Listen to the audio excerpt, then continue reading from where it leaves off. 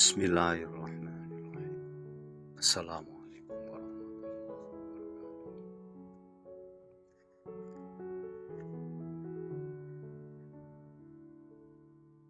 Semoga hari teman-teman selalu dapat perlindungan rahmatnya, dan semoga kita selalu senantiasa dikasih kesempatan untuk menjadi pribadi yang lebih baik dengan berusaha mencontoh sesuatu yang baik. Kali ini kita akan membacakan kisah Su'ad bin Nawaziyah. Su'ad bin Nawaziyah radhiyallahu anhu adalah salah seorang ahli Badar, dan beliau termasuk dari sedikit sahabat yang menemui syahidnya di medan perang Badar itu. Pada hari berlangsungnya pertempuran, ketika sedang persiapan pasukan, Nabi Muhammad SAW mengatur barisan dan meluruskannya, seperti ketika meluruskan saf-saf sholat. Saat tiba di tempat sholat, beliau melihat kalau posisinya agak bergeser, tidak lurus dengan anggota pasukan lainnya. Lalu beliau memukul perut Su'ad dengan anak panah sambil berkata, "Luruskan barisanmu, wahai Su'ad." Tetapi tanpa diduga oleh siapapun, tiba-tiba Su'ad berkata, "Wahai Rasulullah, engkau telah menyakitiku, maka berilah kesempatan kepadaku untuk membalasmu atau mengqisasmu." Otomatis dari perkataan tersebut, para sahabat jadi terkejut, dan sebagian besar sahabat marah dengan ucapan Su'ad ini. Apalagi sahabat Umar bin Khattab radhiyallahu anhu. Nabi SAW sendiri sebenarnya terkejut dengan sikapnya itu, tetapi beliau menenangkan mereka sambil menyerahkan anak panah yang dipakai memukul Su'ad. Nabi bersabda, "Ya udah, kalau begitu balaslah wahai Su'ad."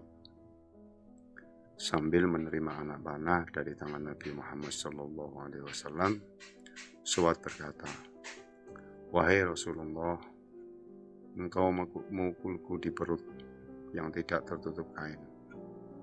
Karena itu, hendaklah engkau singkapkan baju engkau." Para sahabat makin marah, makin geram dengan sikap dan kemauan Su'ad yang tidak sepatutnya ini.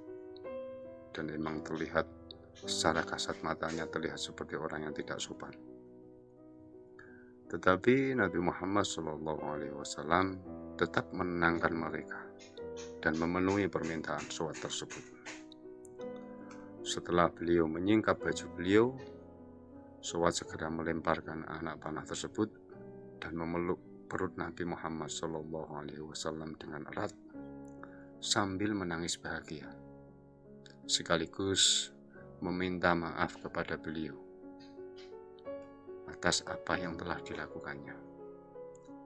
Sekali lagi, Nabi Muhammad SAW dibuat terkejut dengan tindakan Su'ad yang tidak tersangka-sangka ini. Lalu beliau berkata, "Apa-apaan engkau ini, hai Su'ad?" Lalu Su'ad berkata lagi, "Inilah yang aku inginkan, ya Rasulullah. Telah lama aku berharap kulitku yang hina ini bisa bersentuhan dengan kulit engkau yang mulia, dan aku bersyukur bisa melakukannya. Semoga ini menjadi saat-saat terakhir dalam hidupku bersama engkau." Nabi SAW mendengar jawaban Su'ad ini. Nabi Muhammad SAW tersenyum mendengar jawaban Su'ad ini, karena apa yang dilakukannya adalah ekspresi kecintaannya kepada Nabi Muhammad SAW. Segera saja beliau mendoakan kebaikan dan ampunan kepada sahabat Su'ad.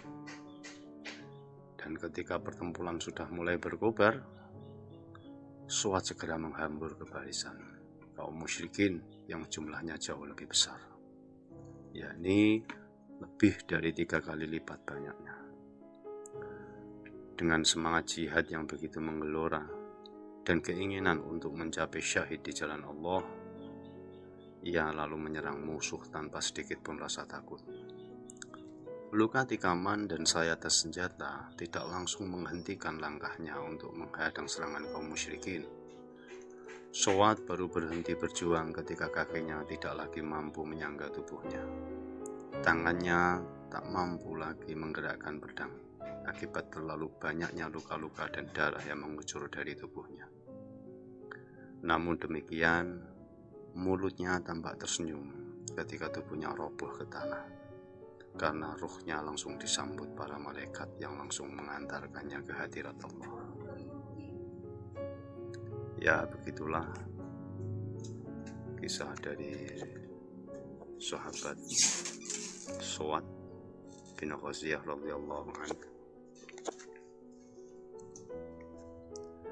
yang mana beliau itu terlihat seperti orang yang tidak sopan, tapi itulah bukti dari sebuah kecintaan. Memang benar bahwasanya kisah dari para sahabat itu bisa menjadikan sebuah tauladan yang indah pada diri kita semua, dan bisa menjadi contoh, penyemangat, juga sarana jalan untuk kita itu menjadi tambah lebih baik kepada Allah Subhanahu wa Ta'ala. Maka dari itu penting bagi kita semua untuk belajar